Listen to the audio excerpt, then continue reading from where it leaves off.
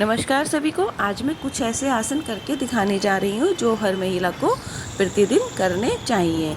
शुरुआत करते हैं हम वज्रासन से। वज्रासन में कुछ देर रुकने के बाद हम अपने दोनों हाथों को ऊपर उठाएंगे।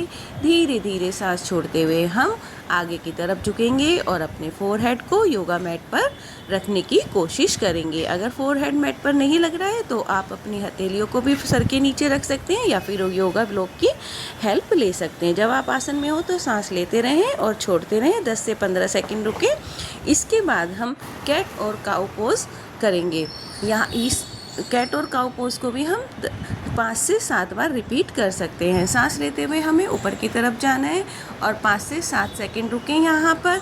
उसके बाद में हमें सांस छोड़ते हुए नीचे की तरफ जाना है और 10 से 15 सेकंड रुक सकते हैं। इसके बाद हम उष्ट आसन करेंगे यानी कि कैमल पोज करेंगे। अपने दोनों हाथों को अपनी बैक पर रखते हुए धीरे धीरे अपनी हथेलियों को अपने पंजों पर रखने की कोशिश करेंगे और कैमल पोज में आएंगे। 10 से 15 सेकंड का होल्ड करेंगे या अपने शरीर के अनुसार रुकेंगे। कैमल पोज के बाद हम पश्चिमोत्तानासन करेंगे।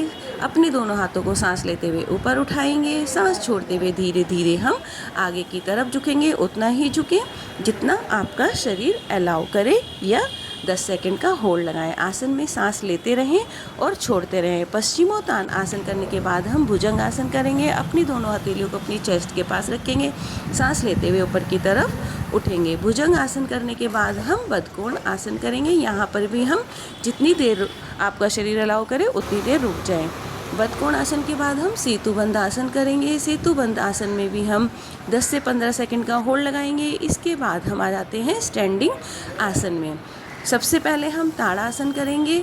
सांस लेते हुए हम अपने दोनों हाथों को ऊपर उठाएंगे और धीरे धीरे अपने पंजों को भी ऊपर उठाने की कोशिश करेंगे। कुछ देर यहाँ पर रुकने के बाद हम ट्री पोज यानी कि वृक्षासन करेंगे। वृक्षासन में भी हम जो है थोड़ी देर रुकेंगे और इसकी हम जो है प्रकार भी कर सकते हैं इस आसन में। इस आसन को जब हम करते हैं तो हमें बहुत शांति मिलती है और हमें बैलेंस बनाने में भी बहुत सहायता प्राप्त होती है। इस आसन को हमें दोनों प्रकार से करना है यानी कि दोनों साइड से करना है।